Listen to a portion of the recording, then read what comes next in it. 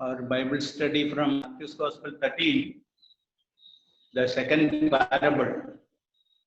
The first one was about the core audience to the Word of God. वचन सुनने वाले चार प्रकार के लोगों के बारे में था पहला पैराबल। आज जो दूसरा पैराबल हम पढ़ेंगे, Rajesh can read in Hindi chapter 13 24 to 30, 22, then 24, 36 to 43. 36 to 43. Okay. पहले 24 to 30. Okay. Then 36 to Yeah. 13, 24. 24 to 30. यीशु ने उन्हें एक और दृष्टांत दिया। स्वर्ग का राज्य उस मनुष्य के समान है जिसने अपने खेत में अच्छा बीज बोया, पर जब लोग सो रहे थे तो उसका शत्रु आकर गेहूं के बीज जंगली बीज बोकर चला गया। जब अंकुर निकलने लगे और बालें आईं तो जंगली दाने के पौधे भी दिखाई दिए। इस पर गृहस्थ के दासों ने आकर उससे कहा, हे स्वामी, क्या तूने अपने खेत में अच्छा बीज न बोया था? फिर जंगली दाने के पौधे उसमें कहां से आ गए? उसने उनसे कहा, यदि यह किसी शत्रु का काम है। दासों ने उससे कहा, क्या तेरी इच्छा है कि हम जाकर उनको बटोर लें? उसने कहा, नहीं, ऐसा न हो कि जंगली दाने के पौधे बटोरते हुए तुम उनके साथ गेहूं भी उखाड़ लो। कटनी तक दोनों को एक साथ बढ़ने दो, और कटनी के समय मैं काटने वालों से कहूंगा कि पहले जंगली दाने के पौधे बटोरकर जलाने के लिए उनके गट्ठे बांध लो और गेहूं को मेरे खत्ते में इकट्ठा करो। Okay. 36 to 43. ओके। जब वह भीड़ को छोड़कर घर में आया और उसके चेलों ने उसके पास आकर कहा, खेत के जंगली दाने का दृष्टांत हमें समझा दे। उसने उनको उत्तर दिया, अच्छे बीज का बोने वाला मनुष्य का पुत्र है। खेत संसार है। अच्छा बीज राज्य की संतान और जंगली बीज दुष्ट की संतान है। जिस शत्रु ने उनको बोया वह शैतान है। कटनी जगत का अंत है और काटने वाले स्वर्गदूत हैं। अतः जैसे जंगली दाने बटोरे जाते और जलाए जाते हैं, वैसा ही जगत के अंत में होगा।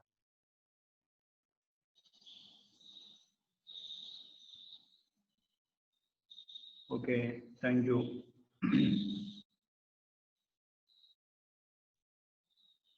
यीशु इसका अर्थ बता के दिया है, इसलिए ये भाग बहुत सरल है। जैसा मैं शुरुआत में बोला, पहला, दूसरा और आखिरी तीनों का अर्थ यीशु ने समझाया। बाकी चार का अर्थ नहीं समझाया। ये तीनों के आधार पर हमको वो बाकी चार समझने का है। अभी ये 7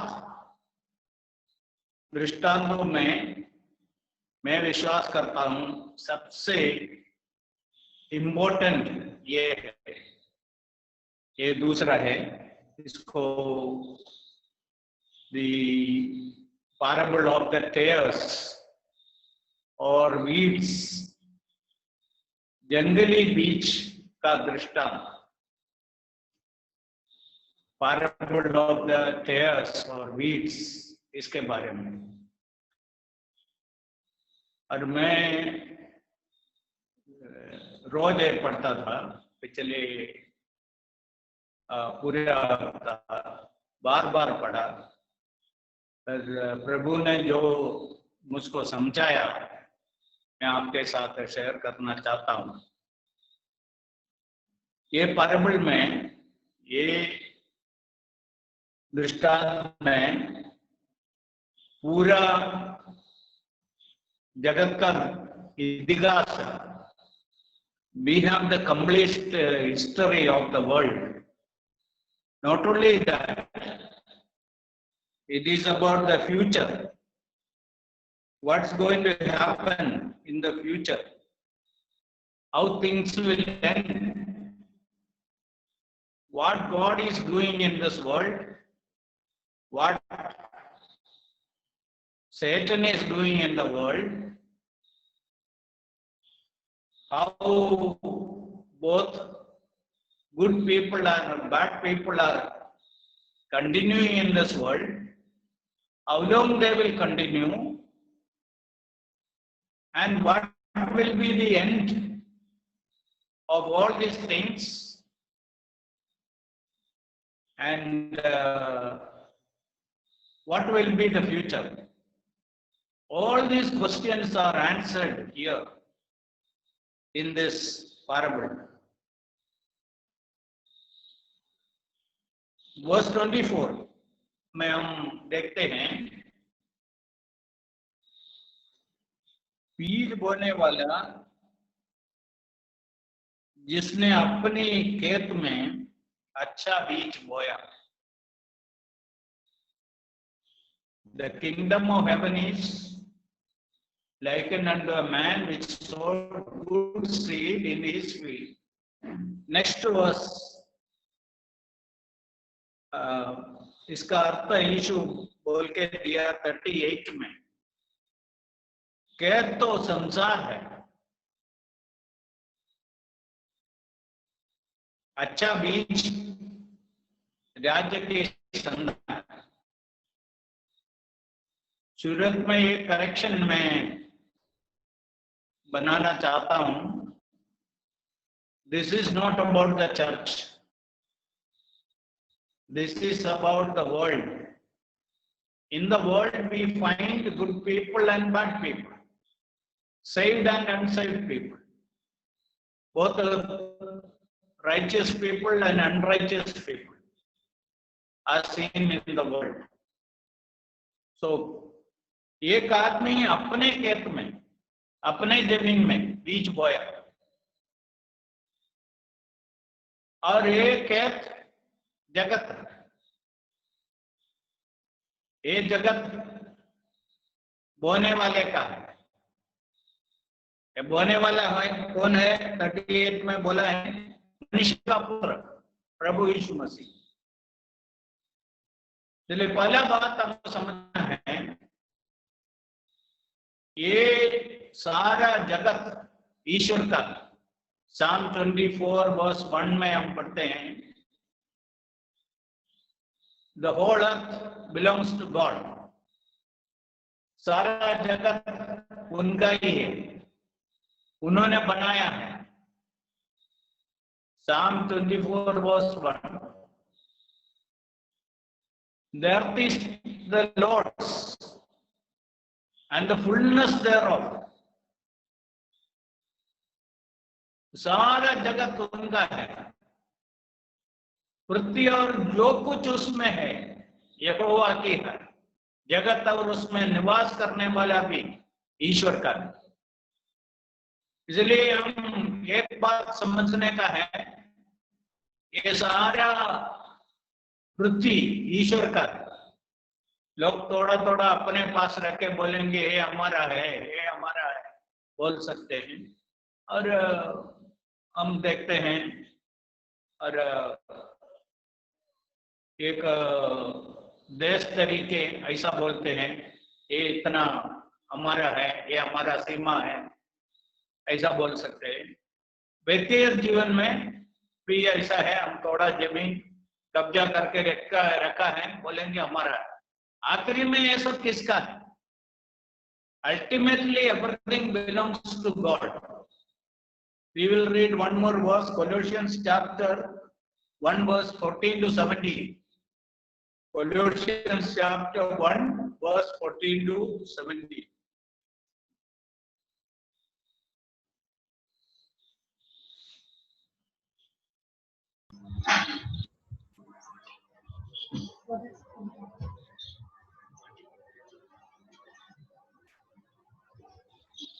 15 से हम पढ़ेंगे। Who is the image of the invisible God?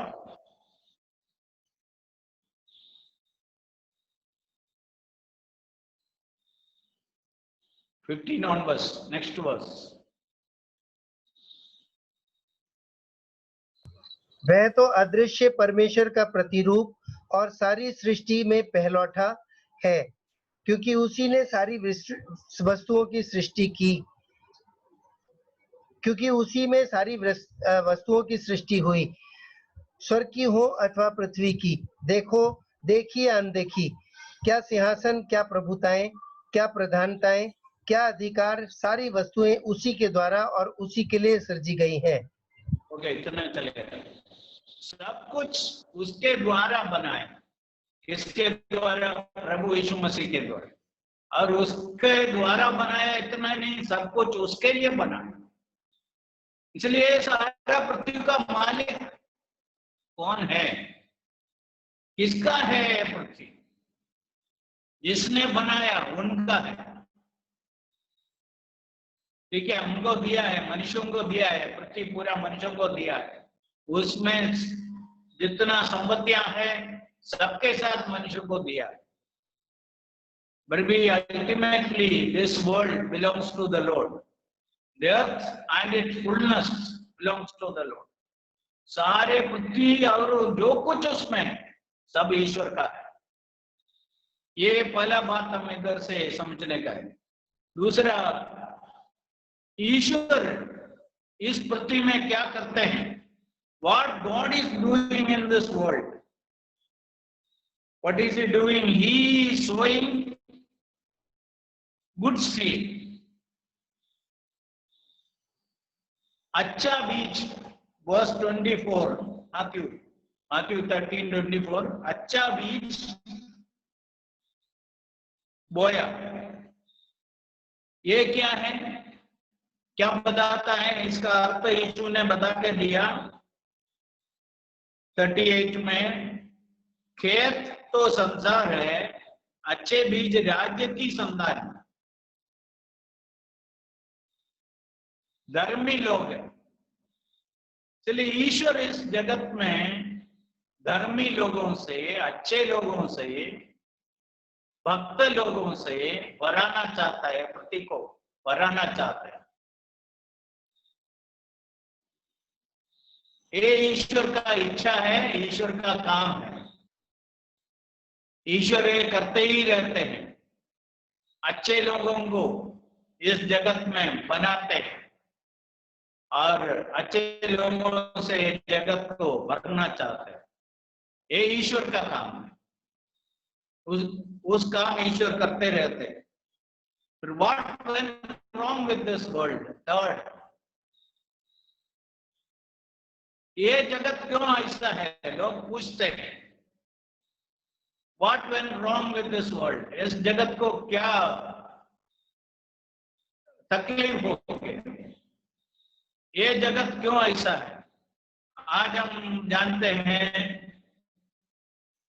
और जितना पुलिस स्टेशन है, कोर्ट्स है, और इसका सब संभालने के लिए कितने करोड़ों रुपया खर्चा करना है ये देश के अंदर, और हमारे सीमा सब संभाल के रखने के लिए, उसके लिए और कितना करोड़ों लोग, कितना लोगों का जीवन और कितना लड़ाई हो रहा है।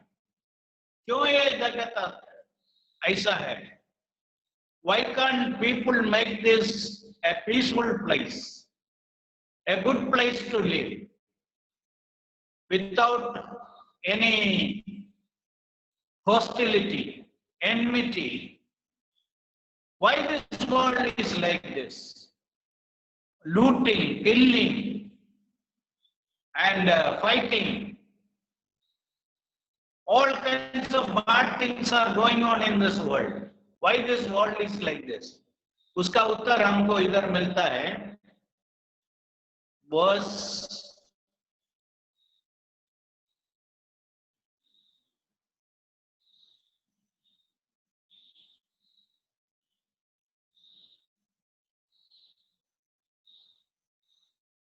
38 का बाकी में 39 में, और 38 का अंत से 39, जंगली बीज दुष्ट की संतान है और शत्रु जिसने बोया वह शैतान है. The enemy that sowed them is the devil. Why this world is like this? And Satan is also doing his work. What is his work? He wants to bring people who can disturb God, who can harm the work of God. और कैसे लोग है 41 में लिखा है, सब ठोकर के कारणों कुकर्मियों, all evil people and people who do unrighteousness.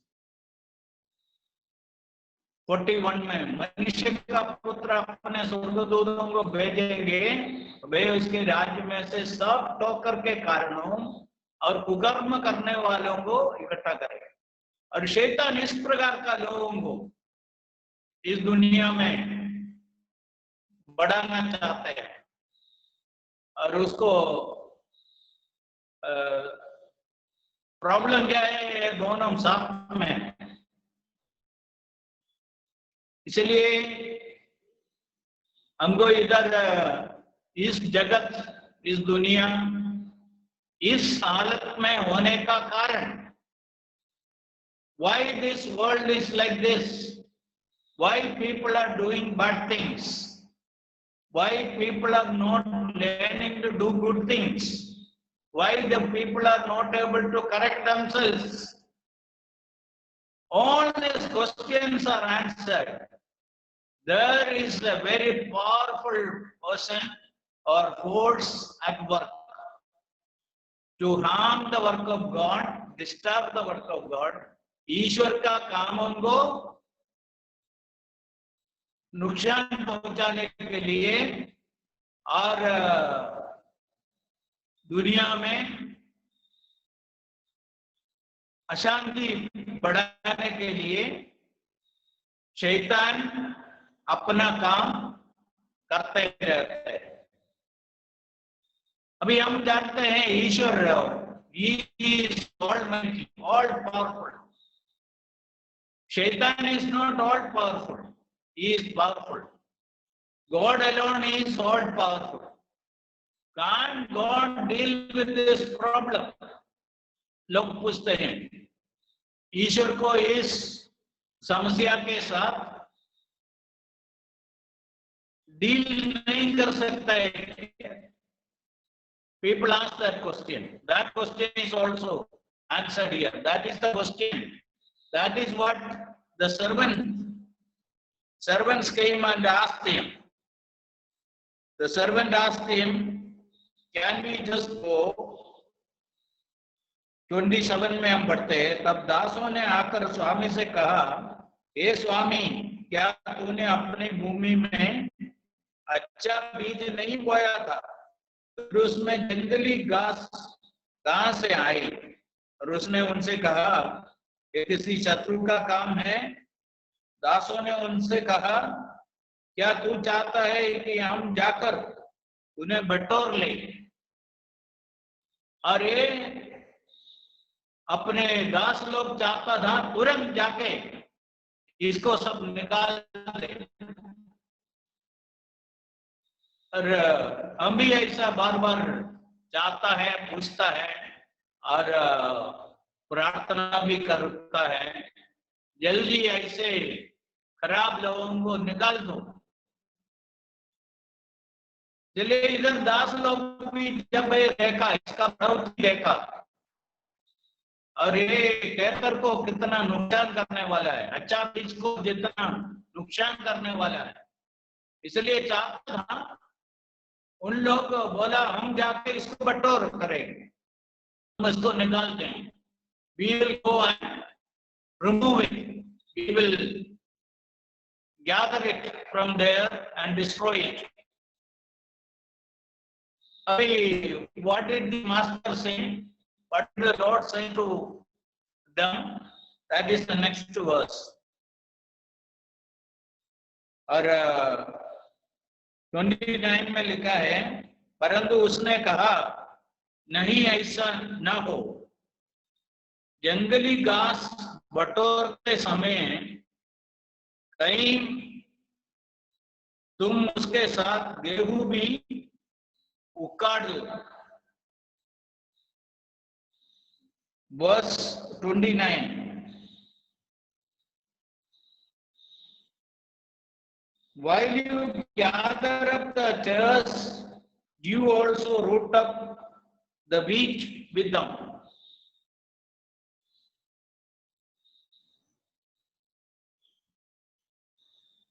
देखो कुछ लोग ऐसा चाहते हैं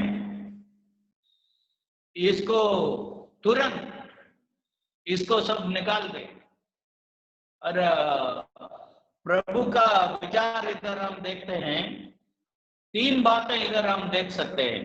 पहला बात, he doesn't want any damage to happen to good people. ऐसा ये बुरे लोगों को, खराब लोगों को ऐसा ही निकाले, कभी कभी उसका जड़ अच्छे लोगों के साथ इतना मिले जुले हैं, ये अच्छे को नुकसान पहुंचाएंगे। अब में से कितने लोगों को समझ में आया मुझको मालूम नहीं है। अभी देख लो, आप सब कुछ कंपनी में काम करते हैं, उनका मालिक कैसे लोग हैं आपको मालूम है, और कई गलत बातें करता हो, तो इसको ईश्वर कल निकाल देगा तो क्या नुकसान हो जाएगा? आपको नुकसान हो जाएगा, आपका फैमिली को हो जाएगा, आपके साथ जितने दूसरे लोग जोड़े हुए हैं उनको हो जाएगा। इसलिए ईश्वर उनका महाज्ञान में कुछ लोगों को ऐसा ही रहने को देता है, क्योंकि गेहूं को कुछ नुकसान नहीं होना है, इसके लिए ईश्वर उनको इधर छोड़ते हैं। इसलिए why this world is like this? Why this world is continuing like this? Because God is concerned about the good people, godly people, and there are some connections in this world, because the world will go only like this in the present atmosphere. So the world will have to continue like this for some more time, and before time God will not take out the evil people, bad people, because it can damage either weak or the good people. That is the first thing. Second, इधर सिखाया है, let both grow together until the harvest. Be patient. God's योजना समझने का है, ईश्वर क्यों ऐसा करता है, इनको इधर जीने को क्यों देता है, इसको इस दुनिया में क्यों रखा है। पहला कारण है अच्छे लोगों को कुछ नुकसान नहीं होना है। दूसरा है यू हैव टू वेट, तुम धीरज रखने का, पेशेंस रखने का है। आगे ईश्वर एक समय रखा, अभी कटनी होते समय में इसको अलग करने का है।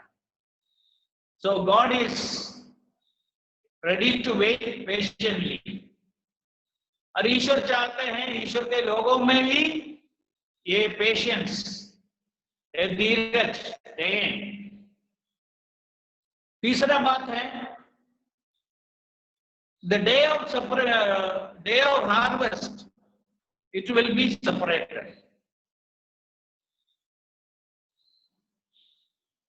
वो कटनी का दिवस इसको अलग कर देंगे, तब तक साथ में इसको रखेंगे. So we see the whole world today, both good people and bad people, little bit intermingled, and they continue in this world. अच्छे लोग भी हैं, बुरे लोग भी हैं. कभी कभी हम इतना इम्पेशेंट हो जाते हैं because of the problems. We want God to pull out all the evil people, but God has purposely kept them there because God is so much concerned about the good people. So that we have to understand. So a day of separation is going to come, and that day of harvest, what will happen? Here in verse 41, the Son of Man will send out his angels, and they will gather out of his kingdom all things that offend and those who practice lawlessness. और इधर दोनों को अलग कर देंगे, और ये जंगली दाना को अलग कर देंगे, और गेहूं को उनसे अलग करेंगे. So there is a day of separation. God has finalized. So three things we have to notice here. God is so much concerned about the righteous people, godly people, God's children. God is so much concerned. So God is allowing them to continue in his God's sovereignty, God's divine power. God allows these people to continue. Second, God wants his people to be patient as he is patient with them. God is ready to wait. God is very patient with them. And God wants each one of us to be patient in this kind of situation. So sometimes these things may disturb us, trouble us, and we may also think like them. They should be pulled out. They should not be allowed to continue in this world. But God purposely, very patiently, he keeps them. Thirdly, a day of separation is finalized. It is going to come. So God will separate the people. Then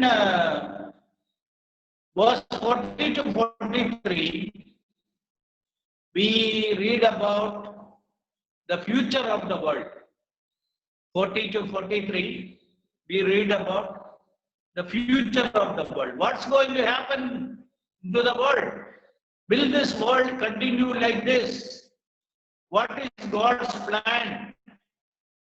How God is going to deal with these wicked people? Will he remain always very patient like this? ईश्वर सारा समय इनके साथ बहुत धीरज के साथ रहेगा और नहीं है, इसके बारे में 43 से 40 से 43 तक हम पढ़ते हैं.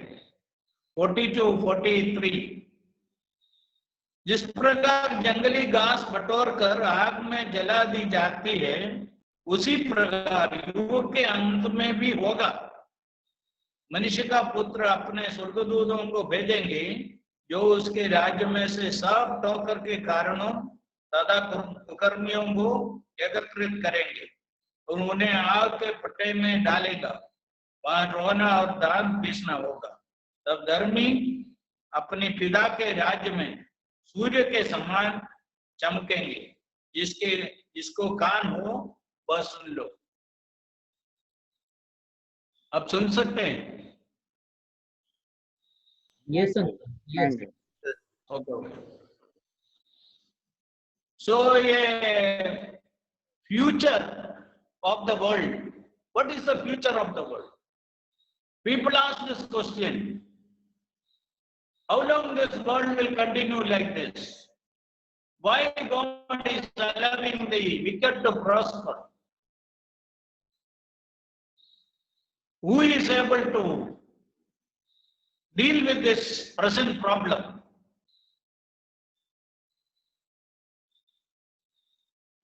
So people ask these questions. This question is answered here, and which we have seen just now. God has fixed the time. There is a day which will come. The bad people will be removed, and God will receive the righteous people. A time is already planned by God. That we do not know, that is not revealed in the Word of God, but we believe that very soon in the future, God is going to deal with this problem completely. और ये सच्चाई यीशु मसीह जब दुनिया में था, लोगों को सिखाते समय में बार बार बताया, और उनका संदेशों में प्रभु ने इसके बारे में बार बार बताया, ये लोगों को कैसा अलग करें। अभी ऐसा ये सारे जगत से धर्मियों को अलग करके उनका राज्य में लेना, अधर्मियों को अलग करके दंड में भेजना, ये कौन कर सकते हैं? इतना बड़ा आबादी है दुनिया में। अभी ये कोरोना के टाइम में हमको मालूम हो गया, उन लोग कैसे लोगों को आइडेंटिफाई करते हैं, क्वारंटाइन करते हैं, आइसोलेट करते हैं। ये सब आज के जमाने में ऐसा बड़ा प्रॉब्लम नहीं है। और इसलिए ईश्वर, सर्वशक्तिमान ईश्वर, सर्वज्ञानी ईश्वर ये सब करने वाला है। ये दुनिया लंबा समय ऐसा आगे जा नहीं सकता है। ईश्वर इसके लिए कुछ रोक लगाना चाहते हैं। और इधर हम पढ़ते हैं, ईश्वर उसका स्वर्गदूतों को भेजेंगे। He will send his mighty angels. They will gather all the wicked people, evil people, lawless people. Verse 41. He will gather out of his kingdom all things that offend, those who practice lawlessness, and will cast them into furnace of fire. There will be wailing and gnashing of teeth. अभी आप में से कुछ लोग जानते हैं, एक आदमी रोना और दांत पीसना, रोना दुख के कारण करते हैं। कब लोग रोएंगे? जब उनको दुख जीवन में होते हैं, पीड़ा होते हैं, तब रोते हैं। और लोग दांत कब पीसते हैं? जब बहुत गुस्सा आएगा तब दांत पीसेंगे। अभी उधर नरक में जाने वाले लोग ये दो बातें करते रहे हैं। क्यों रोते हैं? हमेशा के लिए उस अनंत काल का आग में पहुंच गया, और इधर जगत में जब था, बार बार यह वचन सुनने के बाद भी अपना पाप को छोड़ने के लिए, प्रभु के पास आने के लिए तैयार नहीं हुआ, और आखिरी में वो भयानक दंड में पहुंच गया। इसलिए उधर रोते हैं, अपने आप को देखे। मुझको ईश्वर कितना मौकाएं दिया था, उस मौकाओं को मैं खो डाला। I wasted all the opportunities, repeated opportunities God gave me, but I did not repent. I did not trust in the Lord. I did not turn from sin to the Lord. I did not give my life to the Lord. इसके लिए उधर ऐसा सोच के उसके बारे में रोएंगे। दूसरा है दान पीसना। दान पीसना दो लोगों को देखे होगा। एक है उनको दुनिया में कुछ लोग रोका है, जब उनको विश्वास करना था, प्रभु के पास आना था, कुछ मित्र लोग, कुछ रिश्तेदार उनको रोका, उन लोग उधर पहुंच गया, उनको देख के तुम्हारे वजह से मैं इधर पहुंच गया। सबसे बढ़कर शैतान को देखे और उसके ऊपर इतना गुस्सा हो जाएंगे, दान पीसेंगे। और ईश्वर आखिरी में मनुष्यों को अलग करने वाला है। आज जगत का सबसे बड़ा problem, the wickedness is increasing, sin is increasing, evil is increasing. Who can deal with this problem?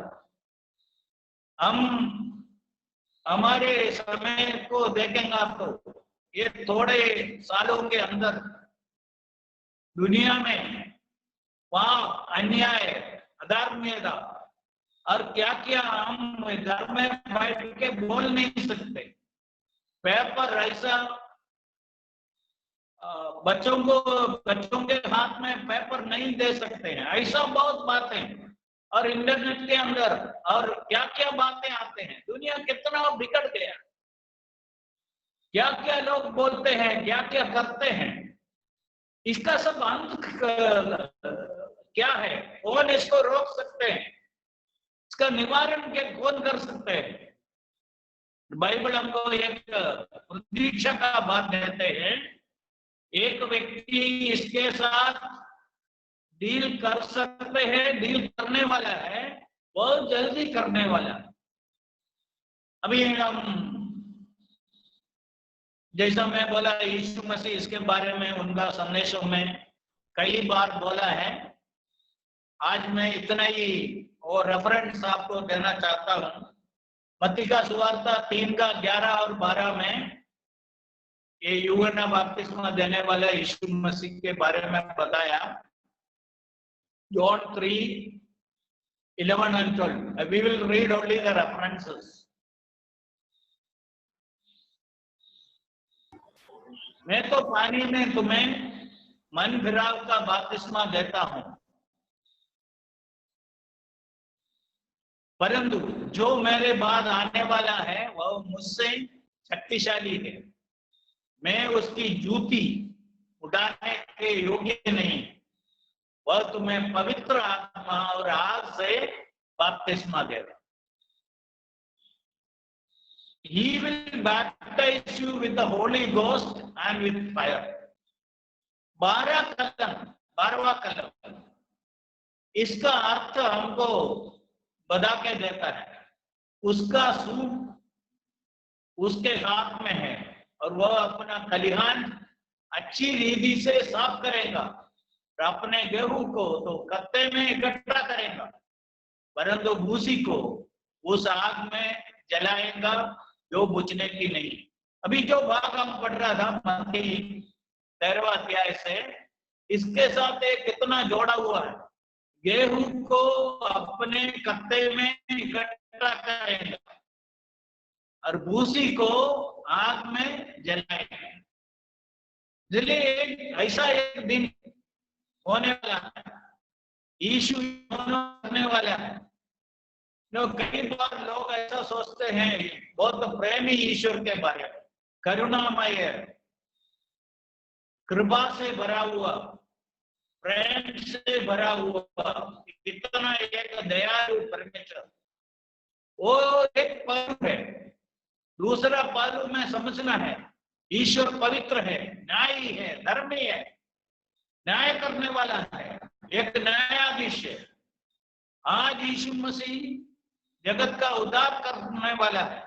कल जगत का न्यायाधीश होगा। आज जो लोग इनको इनकार करते हैं उनको ये दिन सजा मिलने वाला है। इसलिए गेहूं कत्ते में ले जाएगा, ईश्वर के राज्य में विश्वासियों को लेके जाएगा, और भूसी को आग में जलाएगा। भूसी कौन है? अधर्मी लोग, पापी लोग है, पापी मनुष्य है। पूरा जीवन अपने लिए जिया, जगत के लिए जिया, ईश्वर के बारे में सोचा नहीं, ईश्वर के पास आया नहीं, ऐसा लोग, इनको ईश्वर अलग करने वाला है। ओके, दूसरा भाग मत्ती का सुवार्ता 7वां अध्याय 13वां कलम। Matthew's Gospel chapter 7 verse 13.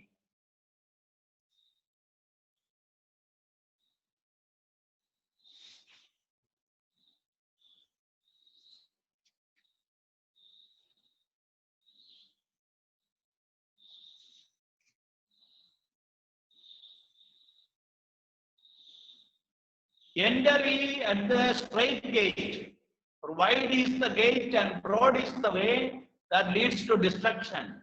Many there be which go in thereat.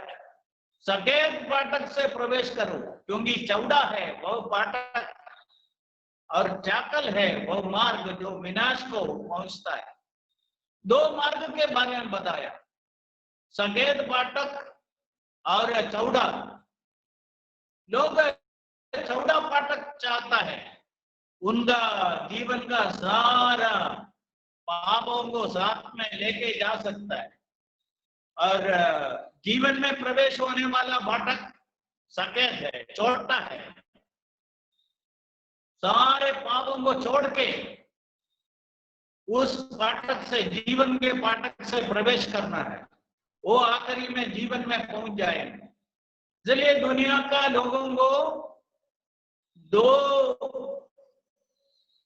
रास्ते में चलने वाले हैं, दो मार्ग में चलने वाले हैं, नाश की मार्ग और जीवन की मार्ग, स्वर्ग की मार्ग और नरक की मार्ग। ये दो मार्ग है। जो नाश का मार्ग के जीवन का मार्ग में आया, वो आखिरी में स्वर्ग में जीवन में पहुंचने वाला है। ये प्रभु यीशु मसीह बराबर इसके बारे में सिखाया। अभी आगे बढ़ेंगे 7:21, 7:21।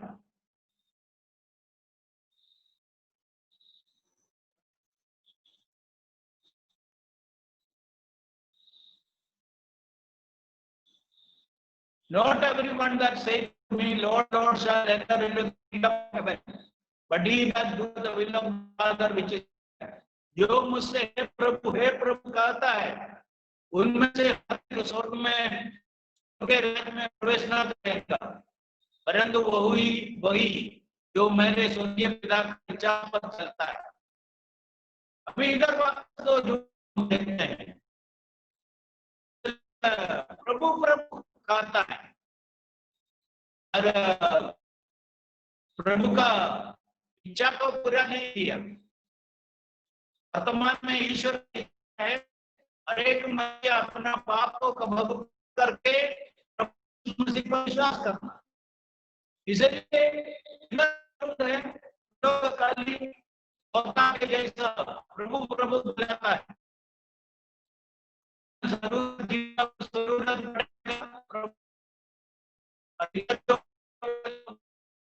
भी आगे हैं, उन लोग प्रभु का नाम लेके चमत्कार करते हैं, भविष्यवाणी करते हैं, प्रभु उनको सिद्धा करने के लिए तैयार नहीं। हम देख सकते हैं,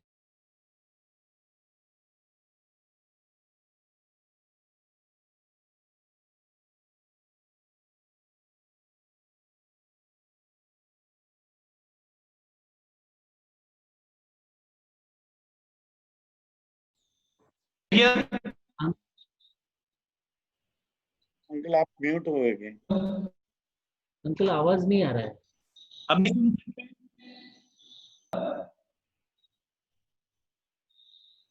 Another day I will be dealing with this because the list is long and we will see it later. So इधर आज हम क्या देख रहा था, ये पूरा parables, this is,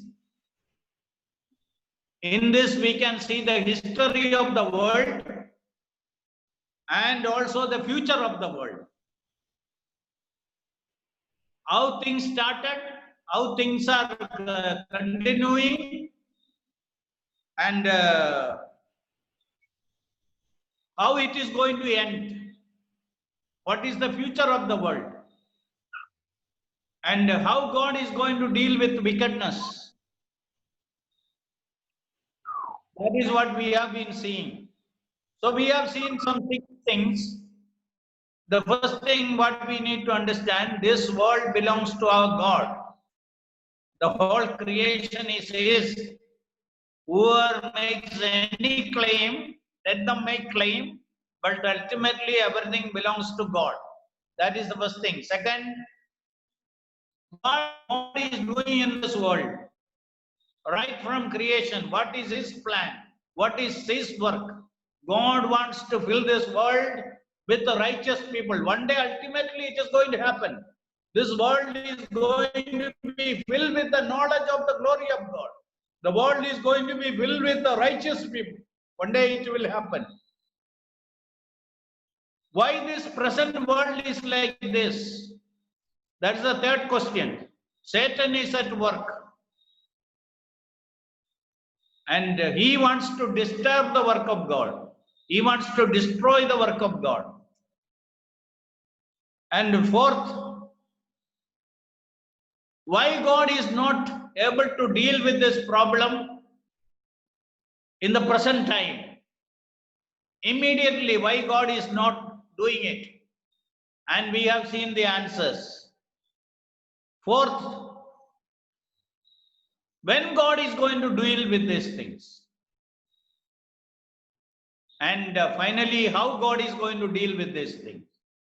These are the things which we have seen. So this parable is a parable,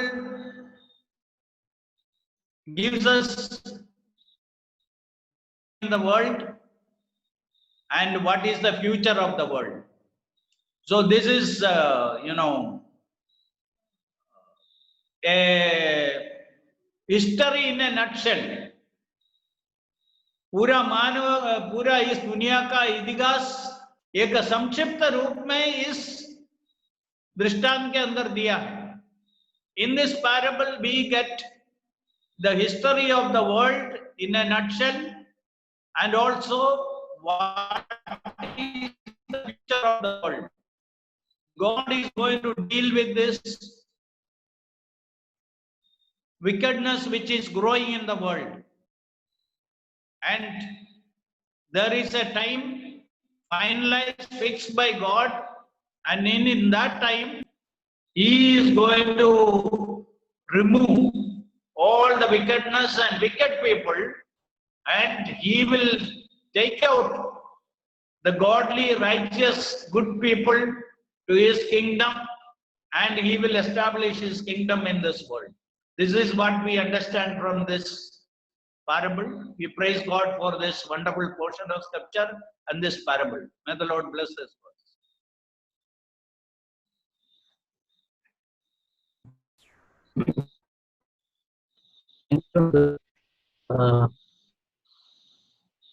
We'll go to a time of prayer.